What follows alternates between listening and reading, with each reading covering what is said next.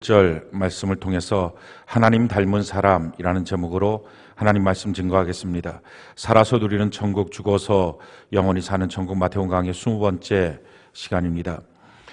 예수 믿으면 구원을 받습니다. 오직 예수님만 믿어야 구원을 받습니다. 이것이 구원론입니다. 구원론이라고 하는 것은 우리 기독교 신앙의 핵심입니다. 그런데 이 구원을 뭐라고 생각하느냐 하는 것이 우리 신앙의 삶을 결정합니다. 제가 신학교에 다닐 때 교수님들이 구원이 무엇이다, 또 저희 나이가 많으신 선배 목사님들이 구원이 무엇이다 라고 말을 했냐면은 예수 믿고 천당 가는 것이 구원이다, 이렇게 가르침 받았고 또 설교도 들었습니다. 그러니까 구원이 뭐냐, 이 땅에 고통스럽게 괴롭게 사는 한이 있어도 어찌됐든지 예수 믿으면 천당 가는 거다. 그래서 예수 천당 불신지요, 이런 분명한 전도의 메시지도 있었고요. 그래서 그게 구원이다, 이렇게 생각을 했습니다. 누구든지 어떤 사람이든지 예수 믿으면 천당 간다. 그러면 이 땅에 사는 동안은 어떻게 살까? 예수 믿으면 복을 받는다. 그래서 복 받도록 주의 계명을 잘 지키고 또 주일 성수하고 11조하고 뭐 이렇게 봉사하고 이러면 예수 믿으면서 우리가 복을 받고 산다.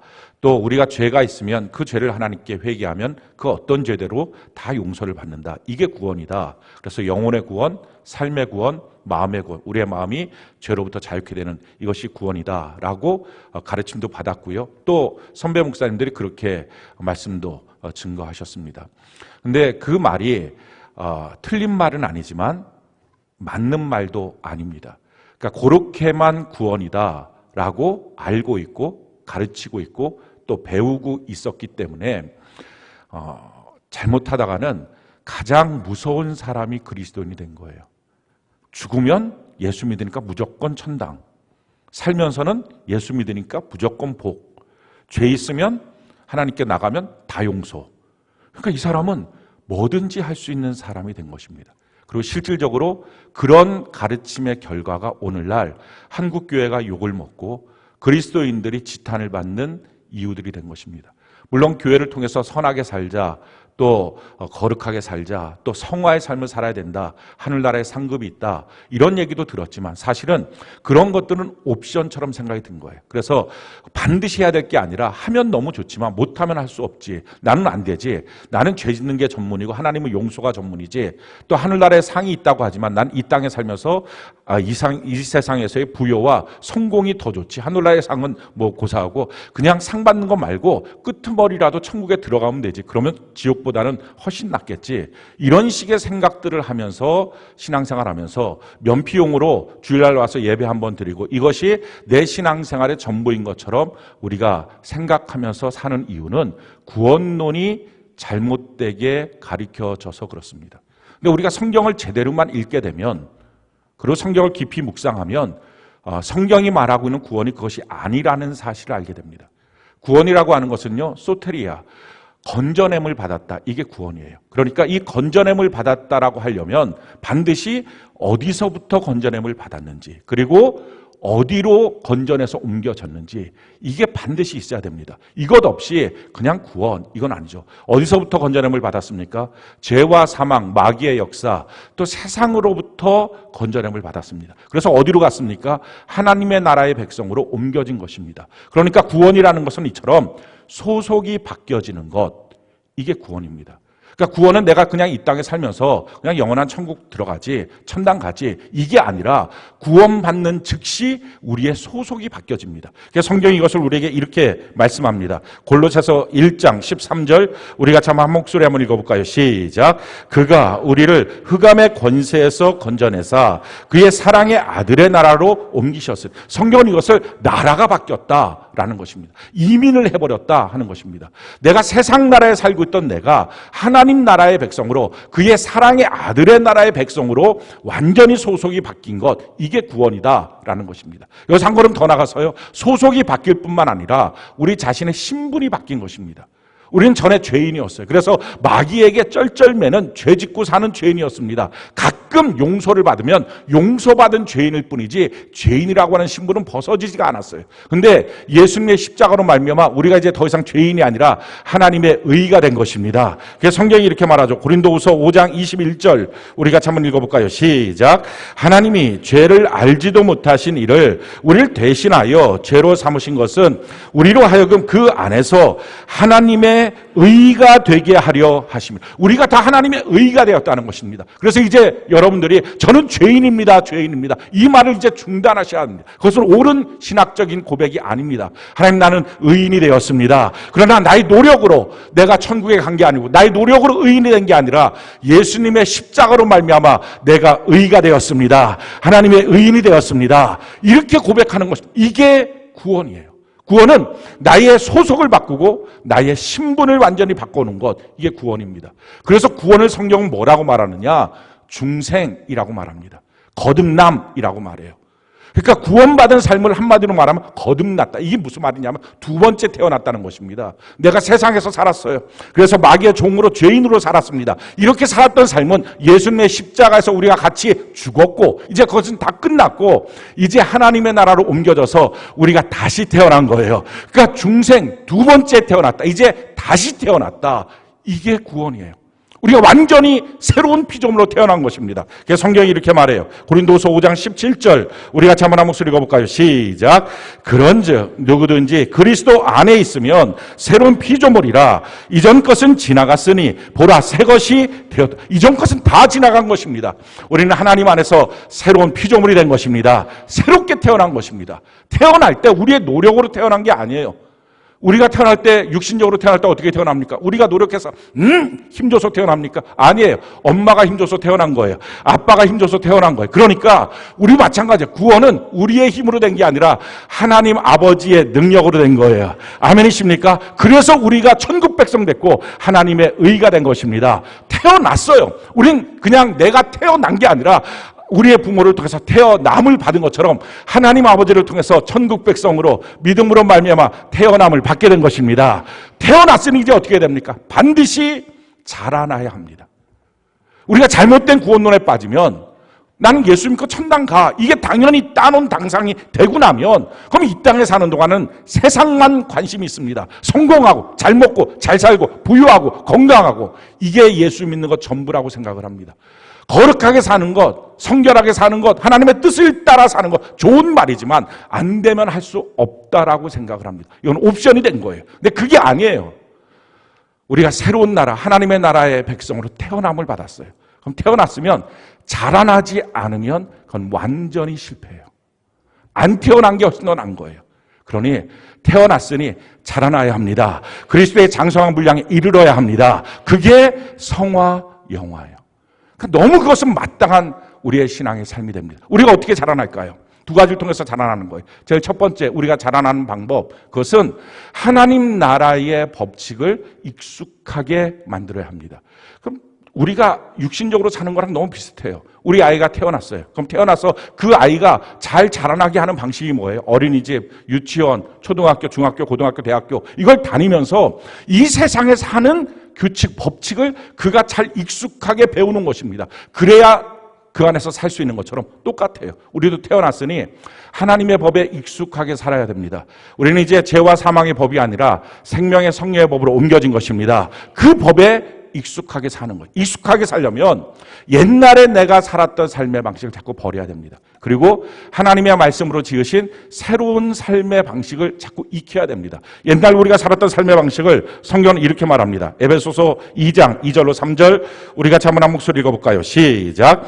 그때 너희는 그 가운데서 행하여 이 세상 풍조를 따르고 공중의 권세 잡은 자를 따랐으니 곧 지금 불순종의 아들들 가운데서 역사하는 영이라. 전에는 우리도 다 그 가운데서 우리 육체의 욕심을 따라 지내며 육체와 마음에 원하는 것을 하여 다른 이들과 같이 본질상 진노의 자녀이었더니 세상 풍조를 욕심으로 마음과 육체가 원하는 대로 살았던 삶이 옛날에 우리가 살았던 삶의 방식입니다. 이게 마귀에게 속해서 살았던 것입니다. 이것이 공중권세 잡은 악한 마귀에게 끌림을 받고 있었던 삶입니다. 여기서부터 완전히 벗어나는 것입니다. 세상 풍조를 따르지 않고 하나님의 말씀대로 사는 것입니다. 우리가 왜 세상 풍조에 대해서 그렇게 두려워했을까요? 이유는 이 세상 풍조는 다른 말로 말하면 사람들의 시선입니다. 다른 사람들의 평가입니다. 다른 사람들이 나를 어떻게 보느냐에 따라서 내가 먹고 산다고 생각해서 그래요. 다른 사람들이 나를 어떻게 보느냐, 여기에 따라서 내가 돈이 생기기도 하고 돈이 없어지기도 한다, 이 생각을 하는 거예요. 직장에 들어가기도 하고 직장 들어가지 못한다, 직장에 들어가도 퇴직당하기도 하고 또 승진하기도 하고, 이 모든 것은 다른 사람이 나를 어떻게 판단하느냐. 그래서 사람들의 시선, 세상 풍조가 너무 중요한 거예요. 사람들이 어떻게 따라가는지, 나도 거기에 뒤처지지 않고 따라가야지. 우리 자녀 교육시키는 것도 뒤처지지 않고 따라가게 해야지. 세상 풍조, 그게 우리가 전에 살았던 방식입니다. 또 한 가지, 왜 우리가 세상 풍조를 따라 사느냐? 사람들에게 미움받고 싶지 않아서. 다 사람들이 날 좋아했으면 좋겠다는 거예요. 그래야지 사는 맛이 있지. 누군가 나를 미워하면 내가 너무 고통스러우니까 그렇게 살 수는 없죠. 회사 갔는데 자꾸 왕따 당하고 이거 힘들지. 그러니까 사람들이 사는 방식대로 살고 싶었던 거예요. 그런데요, 성경이 우리에게 이렇게 분명히 말씀합니다. 잠언 29장 25절 27절, 우리가 잠언 한 목소리 읽어볼까요? 시작. 사람을 두려워하면 올무에 걸리게 되거니와 여호와를 의지하는 자는 안전하리라. 주권자에게 은혜를 구하는 자가 많으나 사람의 일의 작정은 여호와께로 말미암느니라. 불의한 자는 의인에게 미움을 받고 바르게 행하는 자는 악인에게 미움을 받느니라. 우리가 사람을 두려워하게 되면 올무에 걸려서 마귀의 올무에 빠진다라는 것입니다. 왜 이렇게 사람을 두려워하느냐? 그들이 주권자니까. 회사를 설립했으면 오더 내린 사람이 주권자 같고, 장사하는 일을 열었으면 찾아오는 고객이 주권자 같고, 회사에 찾아가면 상사가 주권자 같고, 학교에 가면 선생님이 주권자 같고, 그러니까 그들에게 잘 보여야 뭐가 되지라고 생각하는데 성경이 말해요. 주권자에게 은혜를 받고 싶어서 그에게 찾아가지만 사람의 일의 작정은 여호와께로 말미암는다. 아멘이십니까? 그러니 사람 눈치 보지 마시고 하나님의 눈치 보시기 바랍니다. 하나님의 말씀이 무엇이냐? 그 말씀대로 사는 거예요. 또 한 가지, 미움당하면 어떻게 해요? 그러다가 성경은 이렇게 말합니다. 평생 살면서 누구에게도 미움받지 않는 사람 단 한 명도 없다는 것입니다. 근데 누가 나를 미워하느냐가 중요하다는 거예요. 불의한 자는 의인에게 미움을 받고 바르게 행하는 자는 악인에게 미움을 받는다. 그러니 누군가 나를 미워하고 있다는 것 때문에 힘들어하고 속상해하지 말고요, 그 사람이 누군지를 보시기 바라요. 만약에 그 사람이 악인이면 땡큐예요. 내가 의인이구나, 이게 되는 거예요. 그런데 만약에 살펴봤더니 그 사람이 의인이에요. 그럼 큰일 난 거예요. 돌이켜 회개해야 돼요. 그러니까 누가 미워하느냐, 이걸 살펴야지. 왜 나는 미움받고 사느냐? 그냥 미움받지 않으려고 왜곡된 인생, 삐뚤어진 인생을 살다가 그냥 지옥 가는 거예요. 우리 그렇게 살지 말고 하나님 눈치 보며 사는 은혜가 있기를 바랍니다. 세상 풍조 말고 하나님의 말씀대로 삽시다. 세상 풍조를 욕심을 따라 사니까 남의 인생 사는 거잖아요. 다른 사람이 좋아하는 대로 사니까. 대학을 결정해도, 직장을 결정해도, 사람을 결정해도 다른 사람이 원하는 대로 살아가니까 평생 살아도 내 인생이 아닌데, 나를 향한 하나님의 말씀을 믿음으로 받고 살아가는 은혜가 있기를 바랍니다. 또 한 가지, 옛날에 우리는 어떻게 살았어요? 마음과 육체가 원하는 대로 살았어요. 원래 사람은 마음과 육체만 있는 게 아니었어요. 영도 있었어요. 영, 혼, 육, 이게 사람의 구성이에요. 영은 하나님과 소통하는 것입니다. 혼은 내 자신과 소통하는 지정의를 갖고, 육은 사물과 세상과 소통하는 것입니다. 그런데 영이 하나님의 말씀을 거절할 때 영이 죽었어요. 하나님과의 관계가 끊어져 버린 거예요. 이게 죽었어요. 죽고 난 다음에 남은 게 뭡니까? 혼과 육만 남았습니다. 그러니 혼과 육으로 사는 것입니다. 원래 사람들은 하나님이 창조하셨을 때는 영이 주도하는 인생이었어요. 하나님의 뜻을 갖고 내 자신을 다독거리고 다른 사람들을 만나면서 세상에서 일을 하면서 사는 거였어요. 그런데 이게 망가져 버리니까 마음과 육체가 원하는 대로 산 것입니다. 심지어는 교회 생활도 마음과 육체가 원하는 대로 해요. 봉사 어떻게 해요? 내 마음이 좋아서 하고요. 봉사 어떻게 그만둬요? 내 마음이 불편해서 그만둬요. 전도 어떻게 해요? 내 마음이 좋아서. 어느 날 왜 전도 그만둬요? 내 마음이 불편하니까. 자기가 예배 나오고 말고 자기 몸의 컨디션대로, 오늘 교회 갈까 말까 자기 마음의 컨디션대로 다 마음과 육체가 원하는 대로 옛날 세상 풍조대로 사는 것입니다. 근데 그렇게 살면 안 돼요. 이제 우리가 교회 안에서 해야 될 것은요, 영이 주도하는 인생을 살아야 돼요. 하나님이 우리의 영을 살려주셨단 말이에요. 근데 언제까지 우리가 마음과 육체로 살겠어요?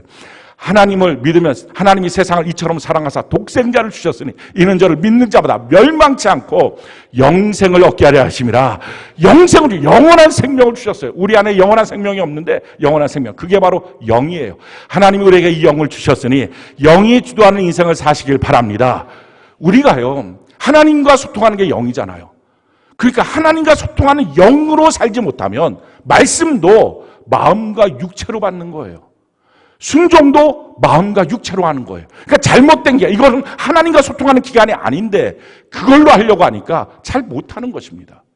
밥은 뭘로 먹어요? 입으로 먹어요. 그런데 중간자실 한번 가보십시오. 그러면 이 입으로 먹을 수 있는 기능이 안 되는 사람들은요, 코로 먹어요, 밥을. 이렇게 코줄을 넣어서 이게 식도로 내려가서 쭉쭉쭉 이렇게 영양이 허연 거, 그게 코로 들어갑니다. 원래 코는 밥 먹는 기관이 아니잖아요. 근데 코로 들어가니까 어떻게 해요? 절대 고기 못 먹어요. 절대 생선, 가시 발라줄게, 이거 안 돼. 김치 못 먹어요. 허연 것만 쭉쭉쭉 들어가는 거예요. 똑같아요. 성경이 이렇게 말해요. 너희가 혼과 육으로만 사니, 육신에 속한 자가 되니 내가 너희를 밥으로 먹이지 못하고 죽으로 먹이고 있다. 하나님의 말씀을 받을 때 왜 이것은 내가 믿을 만하고 저것은 믿지 못하고, 이것은 순종이 되고 저것은 안 되고, 왜 그러냐? 혼과 육으로. 그러니 이제 더 이상 혼과 육을 주도하는 인생이 되지 마시고 영이 주도하는 인생으로 사는 은혜가 있기를 바랍니다. 그럼 하나님의 말씀 전체가 아멘, 이게 된다는 거예요. 성경이 이렇게 우리에게 말씀합니다. 로마서 8장 13절 우리 같이 한번 목소리 읽어볼까요? 시작. 너희가 육신대로 살면 반드시 죽을 것이로되 영으로서 몸의 행실을 죽이면 살리니. 그러니 교회 생활하면서요, 자기 마음을 두둔하지 마세요. 내 마음이 이래요, 내 마음이 좋아요, 내 마음이 불편해요. 다 소용없어요. 하나님의 말씀이 무엇인지 그냥 그렇게 하나님의 말씀대로 순종하시기 바라요. 여러분들 육의 컨디션대로 살지 마시고요, 하나님의 말씀대로 순종하시기 바라요. 영이 주도하는 인생을 살 때 영혼이 잘됨 같이 범사가 잘되고 강건한 역사를 하나님이 주시게 될 줄로 믿습니다. 자, 또 하나가 뭐냐면 공급이 하나님이 하신다. 이걸 분명히 믿고 경험하는 거예요. 이게 경험이 잘 안 되니까 신앙생활을 해도 돈이 있어야 먹고 있어요. 돈의 힘으로 사는 거예요. 자꾸 돈이 주는 그걸로 공급으로 내가 먹고 살겠다 하는 것입니다. 그러니 신앙이 항상 양다리예요. 믿음으로 하나님을 믿고 살지만 돈도 있어야 되잖아요. 신앙생활이 뭘 해도 계속 하나님과 돈을 겸하여 섬기는 것입니다. 양다리 신앙이에요. 성경은 우리에게 분명히 이렇게 말해요. 마태복음 6장 24절 우리 같이 한 목소리 읽어볼까요? 시작. 한 사람이 두 주인을 섬기지 못할 것이니 혹 이를 미워하고 저를 사랑하거나 혹 이를 중히 여기고 저를 경히 여김이라. 너희가 하나님과 재물을 겸하여 섬기지 못하는, 겸하여 섬길 수 없습니다. 그러기에 정말 예수 바르게 제대로 믿으려면요, 하나님이 공급하시는 것을 알아야 되고요, 하나님의 공급하심을 정말 경험해야 되고요, 이것을 그냥 어쩌다가 가끔 한 번이 아니라 일용할 양식을 구하라는 예수님의 말씀처럼 날마다 경험하셔야 합니다. 저는 여러분들이 그 영광 가운데 풍성해 주시는 하나님의 말씀을, 그 하나님의 공급을 날마다 경험하는 은혜가 있기를 바랍니다. 그 평생에 대해서 두려움이 없는 사람 되시길 바라요. 이게 믿어지지도 않고 경험이 잘 안 되니까 하나님께 세게 이렇게 기도합니다. 하나님, 평생에 쓸 수 있는 재물을 주세요. 평생에 쓸 수. 아니, 그러면 내가 다른 거 신경 안 쓰고 오직 주를 위해서, 아주 평생의 주를 위해서 봉사하며 충성해요. 평생에 쓸 수 있는 재물을 주세요. 그럼 하나님이 꼭 응답하세요. 아마 응답 받으신 분들 많을 거예요. 뭐라고 응답하시느냐? 내가 평생 같이 있을게. 설교를 통해서든지 말씀을 통해서 기도할 때 음성을 주신다고. 그러면 꼭 이래. 그것 말고 평생에 쓸 수 있는 돈을 주세요. 얼마나 돈을 믿고 사는지. 아니에요.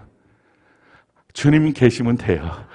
그래서 주님이 나에게 공급하신다. 이게 정말 경험이 돼야 돼요. 그럼 어떻게 하면 경험이 되느냐? 옛날에 내가 돈의 힘을 의지해서 살았던 방식을 청산해야 주님의 공급을 받아요. 성경이 우리에게 이렇게 말합니다. 신명기 11장 10절로 12절 우리 같이 한번 한 목소리 읽어볼까요? 시작. 내가 들어가 차지하려 하는 땅은 내가 나온 애굽 땅과 같이 아니하니 거기에서는 너희가 파종한 후에 발로 물대기를 채소밭에 댐과 같이 하였거니와 너희가 건너가서 차지할 땅은 산과 골짜기가 있어서 하늘에서 내리는 비를 흡수하는 땅이요 내 하나님 여호와께서 돌보아 주시는 땅이라 연초부터 연말까지 내 하나님 여호와의 눈이 항상 그 위에 있느니라. 우리가 전에는 어떻게 살았어요? 우리의 발로 살았어요. 내 수고로 살았어요.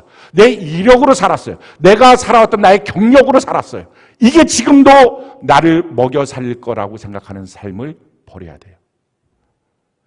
우리가 지금 살고 있는 땅, 하나님이 주신 이 축복의 땅, 이 하나님 주신 이 천국의 이 삶이 이 땅에서 누리는 하늘나라의 삶이 어떤 땅인지를 땅의 형질을 우리가 정확하게 알아야 돼요. 그 땅은요 산이 높고 골짜기가 깊은 땅이고 모래 땅이에요. 그러니까 산이 높고 골짜기가 깊으니까 이 강물을 통해서 농사지을 수 없어요. 내 수고로 그것을 관계수로 해갖고 농사지을 수 없는 것입니다. 하늘에서 비가 내려야 돼요. 근데 이 비도요 산이 높고 골짜기가 깊으니까 여러분들이 성지순례 가면 깜짝 놀랄 일이 예루살렘은 산 꼭대기에 있는 도시거든요. 근데 산 꼭대기에 막 홍수날 정도로 비가 옵니다. 한번 소낙비 오면 대단하게 와요. 그렇게 비가 오고 난 다음에 딱 30분만 지나잖아요. 그럼 도시에 물기 하나 없어요. 30분 만에 다 이 골짜기 요단강으로 물이 다 빠져요. 싹 가요. 그리고 모래 땅이 진흙 땅이 아니에요. 그러니까 물이 싹 없어져요. 근데 너무 놀라운 것은 이 모래 땅에 50cm만 파고 들어가면 시커먼 흙이 있어요. 그게 다 유기질 흙이에요. 그러니까 그 바로 옆에 있는 나라가 요르단인데 요르단에서 나오는 대추야자는 한 손 두 마디 정도 됩니다. 그런데 이스라엘 이 키부츠에서 나오는 이 대추야자 그거는 그 시커먼 흙에서 나오는 그 열매니까 그게 어린아이 주먹만 해요. 한 두세 배 돼요. 크기가 완전히 달라요. 근데 그 흙이 있는데 그게 골짜기가 있고 산이 높고 그거를 모래로 이렇게 덮여 있는 것입니다. 그러니까 이게 때를 따라서 하나님이 비를 주시면 되는 거예요. 어떻게 하냐면 씨를 뿌리고 그러고 나서 바로 30분 안에 비가 와야 돼요. 근데 이 씨를 뿌리고 비가 만약에 안 오면 날씨가 덥기 때문에 뿌려놓은 씨가 바로 말라 다 죽어요. 근데 씨를 뿌려놓고 바로 비가 오면 비와 함께 그 뿌리가 50cm를 쭉 뚫고 들어가요. 금방 그게 날씨가 아주 좋으니까 쭉 뚫고 들어가서 거기 유기질에 뿌리가 가서 딱 닿는 거예요. 그 순간부터 무럭무럭 자라나요. 그리고 이 결실을 하기 전에 그러고 나서 비가 바로 딱 오면 곡식이 딱 연글어요. 그러고 나면 그걸 결실하는 거예요. 그게 늦은 비, 이른 비예요. 11월, 10월쯤 요럴 때 늦은 비가 올 때 그래서 씨를 뿌리고 나면 늦은 비가 와서 뿌리가 쫙 내려가고요. 그리고 2월, 3월쯤에 이른 비가 오는 겁니다. 그러면 이른 비가 오고 난 다음에 딱 결실하는 거예요. 그게 때만 기가 막히게 맞으면 너무 큰 풍년이 돼요. 유기질, 그 땅이 완전히 다르니까. 그런데 만약에 이 때가 안 맞으면 비가 와도 막 한두 시간 넘어서 온다든지 비가 와서 다른 때가 온다든지 아니면 비가 안 오든지 3년만 그러면 자기 아들을 삶아 먹을 수밖에 없는 흉년의 땅이 그 땅이에요. 그러니까 성경에 보면 우리가 이른 비와 늦은 비를 내리고 때를 따라 비를 내린다는 이 말은 이게 그냥 때를 따라서 대충 여름 때, 가을 때 이게 아니라 30분도 오차 없이 그 때에 내리겠다는 것입니다. 근데 이게 가능한 이유는요, 이 땅은 어떤 땅이라고요? 산이 높고 골짜기가 깊은 땅이지만 하나님이 계속 보고 계시는 땅이다. 그러니 하나님의 은혜의 축복의 단비만 내리면 기가 막힌 하나님의 공급이 있는 거예요. 그게 우리의 삶이라고요. 성경이 우리에게 이렇게 말합니다. 신명기 28장 12절로 13절 우리 같이 한번 목소리 읽어볼까요? 시작.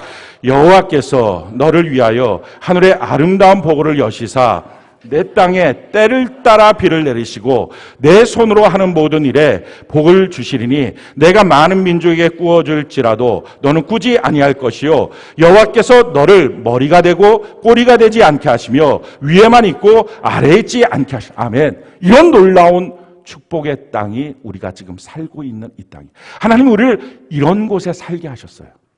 그러니까 하늘로부터의 축복의 단비가 내리면 돼요. 어떻게 내려요? 천국의 언어를 배워야 돼요. 그게 정직이고요. 그게 축복의 말이고 그게 찬송의 말이에요. 저는 여러분들이 거짓말을 버리고 악한 말을 버리고 정직한 말로 축복하고 찬송하는 은혜가 있기를 바랍니다.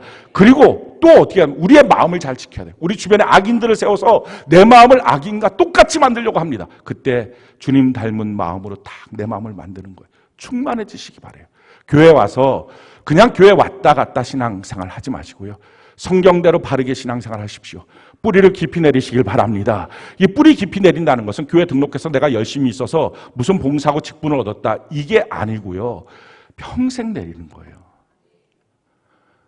우리의 삶에 뿌리 내릴 때, 나무에 뿌리가 내려갈 때 돌도 있고 또 쓰레기도 있고 별게 다 있을 겁니다. 근데 그렇게 내려갈 때 아이고 힘들다, 이거 냄새난다, 이거 귀찮다 해서 멈추면 마음이 허전해요.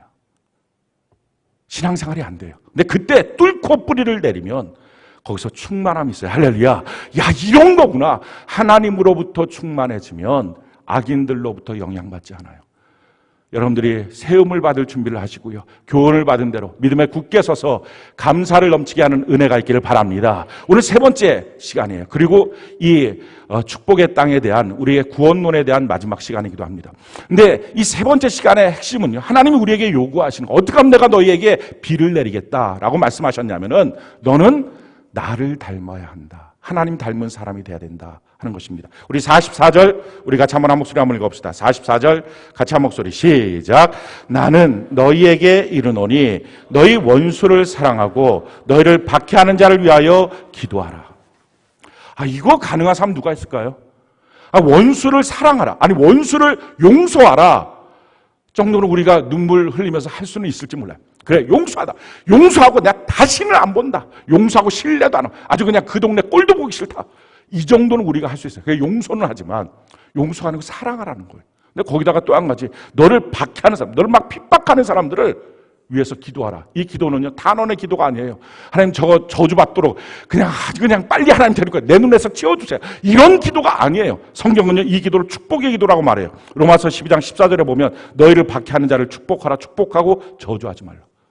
이게 누가 가능해요? 저도 가능하지 않으니까, 여러분들도 당연히, 모르겠어요. 여러분들 중에서는 또 특별한 신앙이 좋은 사람들이 있어서 가능하실 분이 있을지 모르지만, 불가능한 거예요. 근데 불가능한 이것을 왜 하나님이 우리에게 말씀하셨을까요? 성경이 우리에게 이렇게 말하죠. 그 이유를 설명해요. 45절. 우리 같이 한번 한 목소리 한번 읽어볼까요? 45절. 같이 한 목소리. 시작. 이같이 한즉 하늘에 계신 너희 아버지의 아들이 되리니 이는 하나님이 그 해를 악인과 선인에게 비추시며 비를 의로운 자와 불의한 자에게 내려주시며. 왜 이렇게 말씀하시느냐? 그러면 너가 내 아들이잖아. 그 아들이 되잖아. 나처럼 너도 그런 사랑해야 되잖아. 이게 주님의 말씀이에요. 하나님이 우리를 보시는 시각은요, 우리가 하나님의 자녀라는 거예요. 우리가 하나님 닮았다는 거예요. 우리가 우리 자신을 봤을 때 형편없다고 생각하고 다른 사람이 우리를 봤을 때 야, 이 멍청한 놈아 라고 말하고 있는 우리의 자신이라 해도요, 그거 다 소용없어요. 하나님이 날 보는 시각, 너는 내 자녀야. 할렐루야. 그래서 하나님의 그 크신 사랑, 악인과 선인에게 빛을 내리고 비를 내리시는 그 넓은 사랑, 그 깊은 사랑, 너도 할 수 있어 라고 말씀하시는 거예요. 근데 사실 우리의 사랑은 어느 정도의 사랑이에요? 오늘 성경에 이렇게 말해요. 46절, 47절 우리 같이 한번 한 목소리 읽어볼까요? 같이 한 목소리 시작. 너희가 너희를 사랑하는 자를 사랑하면 무슨 상이 있으리요? 세리도 이같이 아니하느냐? 또 너희가 너희 형제에게만 무난하면 남보다 더하는 것이 무엇이냐? 이방인들도 이같이 아니야. 자, 우리의 사랑은요, 날 사랑해 주는 사람한테만 사랑해요. 아니면 최소한 내 자녀든지 이렇게 혈족 관계로 묶여 있는 사람만 사랑하지, 그 나머지는 우리 관심이 아닌 거예요. 그 좁은 사랑, 또 이기적인 사랑, 내가 누군가 나를 사랑해 주면 사랑하고 날 사랑해 주지 않으면 내가 똑같이 갚아주고 미워하고, 이게 우리 사랑이에요. 이런 우리를 향해서 하나님 말씀하시는 거예요. 너는 나처럼 사랑해야 돼. 넌 나 닮았잖아. 그러면서 하시는 말씀이에요. 우리 48절 우리 같이 한번 한 목소리 읽어볼까요? 시작. 그러므로 하늘에 계신 너희 아버지의 온전하심과 같이 너희도 온전. 주님 하시는 말씀이 이겁니다. 너 온전해야 돼. 이 온전이라는 말의 뜻은요, 목표를 달성하다라는 뜻이에요. 하나님이 우리 사람들을 만드셨어요. 사람들을 만드셨을 때는요, 하나님의 형상을 줬어요. 하나님과 똑같이 닮은 사람으로 만드신 거예요. 하나님과 똑같이 닮았기 때문에 우리가 벌거벗었으나 우리 안에 부끄러움도 있고 수치도 있고 연약함도 있었지만 서로가 서로를 볼 때 아담과 하와가 뭐라고 말합니까? 이는 내 뼈 중에 뼈요, 내 살 중에 살이요. 정말 하나님과 똑같은 마음으로 서로 사랑하는 거예요. 근데 이렇게 살았던 그 삶 속에 마귀가 들어와요. 그리고 그걸 파괴했어요. 그러고 나서는 지금 어떻게 됐습니까? 하나님의 형상은 하나도 없고요. 우리 안에는 다 마귀의 형상만 남았어요. 우리 말하는 게 마귀고요. 생각도 마귀고요.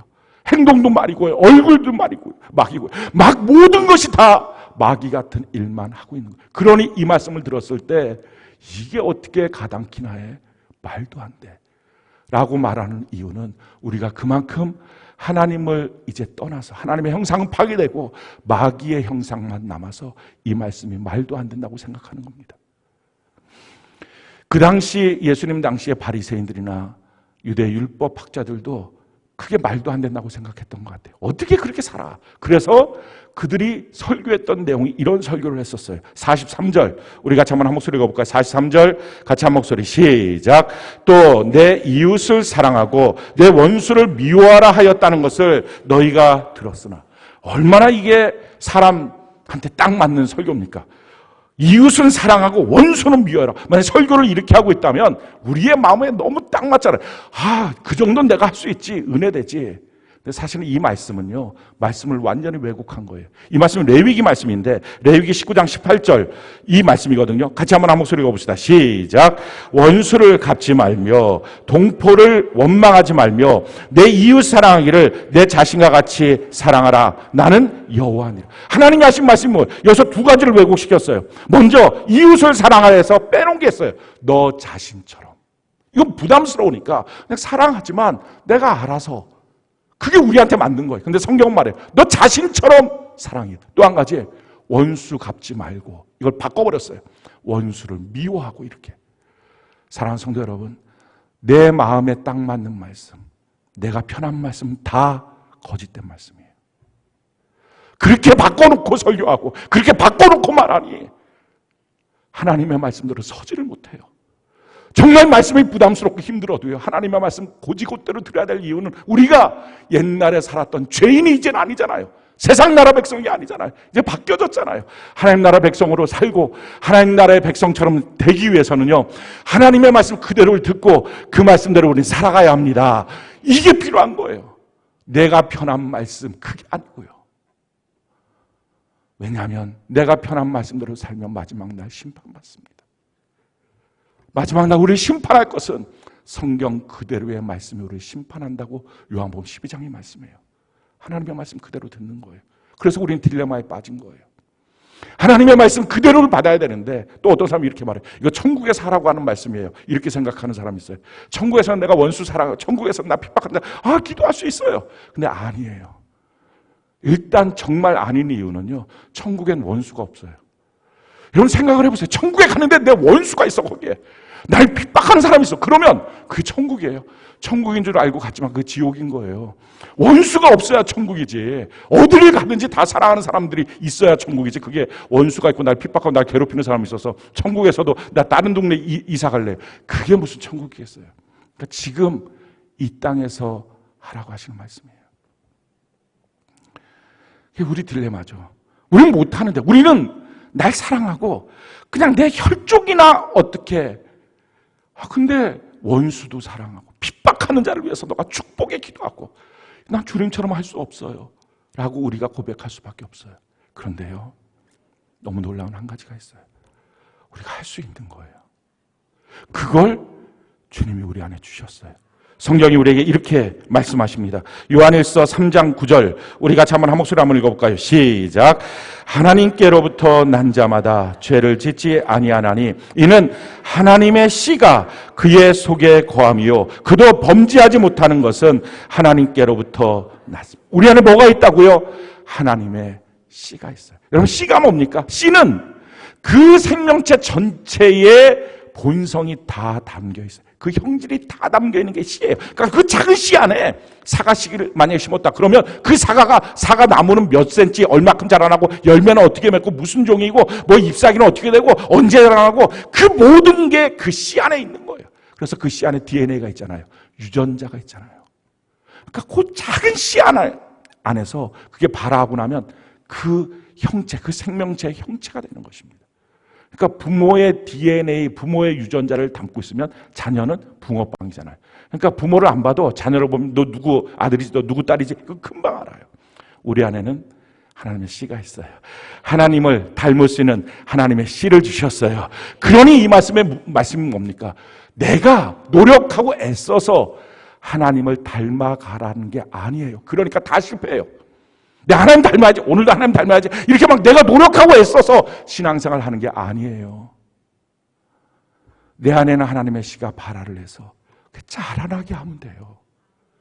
그게 우리 일이에요. 그러니까 우리가 노력하는 게 아니라 그게 자라나게 하면 돼요. 그럼 그게 자라나게 어떻게 할까요? 아주 간단해요. 내가 나서지 않으면 돼요. 내가 튀지 않으면 돼요. 내가 밭이에요. 그래서 사과 씨를 심었어요. 그러면 사과 씨가 발아서 자라나야 되는데 막 밭이 올라와서 내가 밭이야, 내가 밭이야. 그러면 그 밭은 다 엉망진창이에요. 그러니까 자기가 안 나오는 거예요. 안 나타나야 돼요. 그냥 씨가 심었으면 자기 것이 안 나타나고 그게 발화가 돼야 돼요. 그럼 특별히 자기 안에 뭐가 나타나면 안 되느냐? 상처와 욕심이 나타나면 안 돼요. 우는 사자 같은 마귀가 우리 주변에 있어요. 그럼 그 마귀가 누구를 잡아먹을까요? 동물의 왕국 보면 동물의 때가 있을 때 초식 동물이라도 맨날 뛰어다녀서 근육이 아주 튼튼한 애들은 사자도 못 잡아먹습니다. 아주 막 빨리 도망가요. 근데 누구를 잡아먹냐? 그 공동체 안에서 혼자 떨어져 있거나 그 공동체 안에서 약하거나 특히 그 공동체 안에서 상처받아서 피냄새가 나는 약한 짐승. 그건 밥이에요. 마귀는요, 우리에게 상처를 줘요. 우리 주변에 누군가를 세워서 상처를 줘요. 너무 아프고 고통스럽게 만들어요. 자기가 상처를 스스로 받는 사람도 있고요. 또는 자기 주변의 누군가를 통해서 상처를 받기도 해요. 또 마귀는요, 우리 안에 욕심을 심어주기도 해요. 내 안에 꿈과 비전을 뺏어가고 내 안에 욕심을 심어줘요. 그래서 그 욕심 때문에 세상 모든 게 다 불평스러워지는 거예요. 왜 이럴까? 나는 왜 이 정도밖에 안 될까? 상처투성이 욕심. 그래서 이 상처가 막 나를 분노하게 만들고 이 상처가 나를 끌고 가고 그 상처가 움직이게 만듭니다. 근데 상처를 내려놓고 욕심을 내려놓으라는 말은요, 더 이상 그 상처와 욕심이 내 마음과 생각을 끌고 가게 하지 말아야 된다는 거예요. 멈춰 세워야 돼요. 그냥 내려놔야 돼요. 성경이 우리에게 이렇게 말합니다. 요한복음 10장 10절, 우리 같이 한번 한 목소리 한번 읽어볼까요? 시작. 도둑이 오는 것은 도둑질하고 죽이고 멸망시키려는 것뿐이요, 내가 온 것은 양으로 생명을 얻게 하고 더 풍성히 얻게 하려는 것이라. 이런 마귀는요, 계획이 있어요. 그래서 에베소 6장에 보면 간계라고 말하고 있어요. 그 간계가 뭐냐면은 우리를 와서 처음에 도둑질해요. 상처를 주고 욕심을 주는 거예요. 상처를 줘서 마음이 너무 힘들고 아프고 믿고 고통스럽게 만들어요. 누군가를 통해서, 아니 내 자신이, 내 안에 있었던 비전도 꿈도 없어지고 욕심을 심어줘서 다 원망스럽고 힘들고 왜 내 인생은 이 정도밖에 안 돼? 열등감 생기게 만들고 힘들게 만들고. 그게 마귀의 도적질이에요. 근데 마귀는 계획이 있다니까요. 거기서 안 멈춰요. 거기서 어떻게 하는 거예요? 죽이는 데까지 가는 거예요. 죽고 싶은 거예요. 죽이고 싶은 거예요. 이제 다 그만두고 싶은 거예요. 근데 거기에 안 멈춰요. 거기서 더 가요. 어디까지? 멸망으로. 그래서 가정 안의 상처 때문에 그 상처가 주도하는 대로 나를 끌고 가면, 그 마음대로 끌고 가면 가정은 마침내 파괴되는 거예요. 신앙생활은 파괴되는 거예요. 교회는 파괴되고 마는 거예요. 여러분, 내려놓음이 뭐예요? 내가 주도하지 않는다는 게 뭐예요? 이 상처와 이 욕심을 이제 더 이상 거기대로 마귀가 원하는 두 번째 스텝으로 가지 않겠습니다. 첫 번째는 느닷없이 당했지만 여기서 멈추고 이거 내려놓고요. 그리고 이제부터는 주님 원하시는 대로 상처받은 모습이지만, 찢겨진 마음이지만 주님께 드리겠습니다. 주님 사용하여 주시옵소서. 그래서 내려놓고 드리는 것 합쳐서요, 내어 드림이 되는 거예요. 그게 내가 나서지 않는 거예요.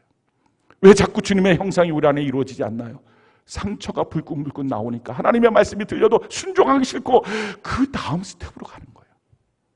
사랑하는 성도 여러분, 지금 여러분들 안에 있는 상처와 아픔, 또 욕심들 너무 힘들죠. 너무 고통스럽고 너무 괘씸하고 너무 믿기도 하죠. 그런데 그 마음대로 계속 가면 마귀가 박수치지 않겠어요? 그래, 내가 응원하는 게 그거야. 너 그렇게 가서 너 죽고 너 멸망당해야 돼. 우리가 이제 눈을 뜨고 바라봐야 돼요. 내가 마귀가 원하는 대로 절대로 그렇게 안 살겠다. 내가 첫 번째는 당해도 두 번째 스텝으로 가지 않겠다. 여기서 돌이켜서 생명을 주시되 풍성을 주시는 하나님께로 나아가겠다라고 주님께 고백하는 거예요. 많은 사람들이 성공하고 싶어 해요. 많은 사람들이 돈 벌고 싶어 해요. 더 높은 자리에 올라가고 싶어 해요. 이유가 뭐예요? 상처의 보상심리, 욕심을 채우고 싶어서. 그래서 하나님께 이렇게 기도해요. 내가 돈 많이 벌어서 하나님 멋지게 하나님을 높여드릴게요. 내가 성공해서 하나님 멋지게 하나님 영광스럽게 할게요. 아니, 인생 목적이 잘못됐어요. 그러니까 결국은 죽이고 멸망시키는 마귀가 원하는 그 다음 스텝으로 가는 거예요. 성경이 우리에게 이렇게 말합니다. 로마서 8장 29절로 32절 우리 같이 한번 한 목소리 읽어볼까요? 시작. 하나님이 미리 아신 자들을 또한 그 아들의 형상을 본받게 하기 위하여 미리 정하셨으니 이는 그로 많은 형제 중에서 맏아들이 되게 하려 하심이라. 또 미리 정하신 그들을 또한 부르시고 부르신 그들을 또한 의롭다 하시고 의롭다 하신 그들을 또한 영화롭게 하셨느니라. 그런즉 이 일에 대하여 우리가 무슨 말하리요? 만일 하나님이 우리를 위하시면 누가 우리를 대적하리요? 자기 아들을 아끼지 아니하시고 우리 모든 사람을 위하여 내주시니까 어찌 그 아들과 함께 모든 것을 우리에게 주시지 아니하겠느냐? 우리 인생의 목적은 성공이 아니에요. 부여가 아니에요. 그런 보상 심리가 아니고요. 예수님을 닮아가는 거예요. 그럼 나머지 모든 것들 하나님이 다 주시겠다라고 말씀하셨어요. 누가복음 5장에 보면 베드로가 등장합니다. 밤새도록 그물을 던졌는데 하나도 낫지 못해요. 새벽녘에 주님이 찾아오셨어요. 그리고 너의 배를 잠깐 쓰자. 너가 노를 저어달라. 그리고 설교하셨어요. 그리고 깊은 데로 가자고 말씀하십니다. 여기에 그물을 내려라. 베드로 입장에서는요, 그날 밤은 상처투성이에요. 밤새도록 그물을 던졌는데 한 마리도 낚지 못했어요. 이제 당장 집에 가서 어떡할까? 그런 고민거리도 있어요. 그런 고통도 있어요. 그리고 자기의 경험도 있어요. 지식도 있어요. 그러니까 주님의 말씀을 들을 때 마귀가 원하는 두 번째 스텝은 뭐예요? 실패한 그날 그 다음 새벽에 두 번째 스텝. 주님이 뭐라고 하면 싫어요. 가서 좀 쉴 거예요. 나 오늘 밤에 와서 또 이거 그물 내려야 돼요. 주님이 지금 날 쓰시면 내가 얼마나 힘든데요. 안 돼요. 이 두 번째 스텝이에요. 주님과의 관계를 죽이고 거기서 더 나가본 거예요. 그래서 영영 지옥 백성 만드는 것. 이게 마귀가 응원하고 있는 스텝들이에요. 베드로가 주님, 내가 밤이 맞도록 수고하고요. 너무 힘들고 너무 상처투성이지만 그런데 말씀을 의지해서 할렐루야. 내가 지금 있는 이 상처와 욕심을 내려놓고 이 배라도 이 그물이라도 말씀을 의지해서 주님께 상처투성이 실패투성이지만 드릴게요. 놀랍죠? 그렇게 드렸더니 주님의 배가 되고 주님의 그물이 되잖아요. 그러니 상상할 수 없는 것들이 거기에 낚이잖아요. 사랑하는 성도 여러분, 상처가 너무 힘들고 아파요. 상처 없는 가정이 어디 있어요? 상처 없는 사람이 어디 있어요? 힘들고 눈물 나지 않는 인생이 어디 있어요? 다 아프고 다 힘들어요. 그래서 마귀는 온 세상에 있는 모든 사람들을 그렇게 도적질한 거예요. 근데 이제 우리가 선택해야 돼요. 그 상처가 원하는 대로. 그게 뭐예요? 지금 우리 마음에 있는 느낌이에요. 생각이에요. 우리 마음이 원하는 그대로 갈 것인지 아니면 하나님의 말씀을 받아서 영이 주도하는 삶을 살 것인지. 마귀가 원하는 대로 계속 가면 마귀는 박수치고 너무 좋아하겠죠. 근데 우리 그렇게 가지 맙시다. 우리 아픈 거, 우리 상처, 우리 주님은요 너무 좋은 치료자잖아요. 우리 주님께 나가서 오늘 그 상처 다 치료받고 주님 앞에 이렇게 기도했으면 좋겠어요. 하나님, 내 안에 있는 이 상처와 욕심과 아픔들 그냥 이제 내려놓고 그냥 나로부터 떠내려가게 할게요. 그리고 주님 앞에 이 피투성이 같은 내 모습도 드려도 되나요? 주님 쓰세요. 그렇게 해보는 거예요. 주님이 우리를 치료하시고 베드로의 실패한 배와 그물을 쓰셨던 것처럼 사용하셔서 하나님의 놀라운 공급을 우리 모두가 받게 될 줄로 믿습니다. 이 은혜가 넘치기를 예수님 이름으로 축원합니다.